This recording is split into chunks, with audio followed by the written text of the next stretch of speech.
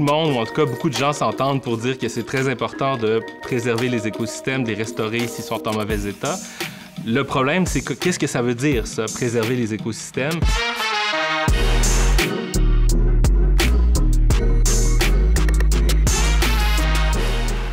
Dans mes recherches, je m'intéresse à l'écologie et à la relation entre l'être humain et l'environnement sous un angle philosophique. En philosophie de l'environnement, puis dans le discours environnementaliste en général, il y a certains objectifs qui ont été adoptés, comme par exemple protéger l'état sauvage de la nature, protéger la biodiversité.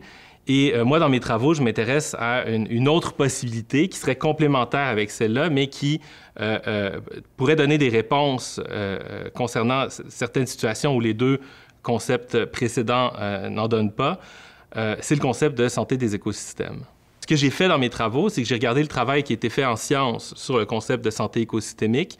Ensuite, j'ai tenté d'élaborer les fondements philosophiques qui permettraient à ce travail-là de prétendre d'être une caractérisation de ce qu'on peut appeler la santé de l'écosystème. Étant donné que dans le concept de santé, il y a une dimension normative, quand on dit qu'une chose est en santé ou qu'un organisme est en santé, bien, on dit que cet organisme-là fonctionne bien en un certain sens, et ce fonctionne bien. En philosophie, on appelle ça un concept normatif. Et il y a tout un enjeu de savoir comment une notion normative comme la santé peut être fondée dans la science. Une autre question qu'on peut se poser, qui rejoint davantage la dimension éthique de l'environnement, c'est la dimension, OK, mais quelles sont nos raisons de protéger la nature? L'être humain dépend des écosystèmes pour son épanouissement, sa subsistance, etc. Mais en éthique de l'environnement, il y a tout un courant qui s'intéresse à dire, oui, mais il y a aussi d'autres raisons que les raisons dont je viens de parler, qui sont les raisons dites anthropocentrées, centrées sur l'être humain. Des raisons qui sont basées sur l'idée que la nature aurait une valeur pour elle-même, que les écosystèmes auraient une valeur au-delà de l'utilité qu'ils peuvent avoir pour l'être humain. Donc là, ça rejoint des préoccupations d'éthique fondamentale et il y a diverses approches en éthique fondamentale.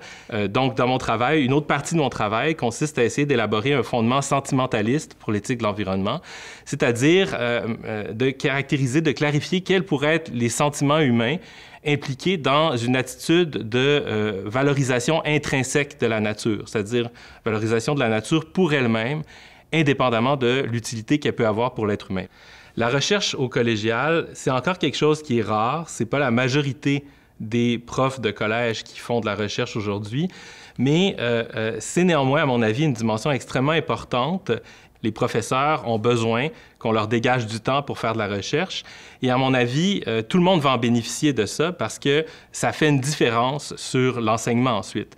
Comment les profs abordent les thèmes qu'ils abordent dans leurs cours, s'ils ont du temps, s'ils ne sont pas toujours à la course pour préparer leurs cours, corriger, etc., mais s'ils ont du temps pour prendre du recul de leur enseignement et renouer avec les grandes questions qui traversent leur discipline, c'est quelque chose qui, à mon avis, ne peut qu'être bénéfique pour leur enseignement par la suite.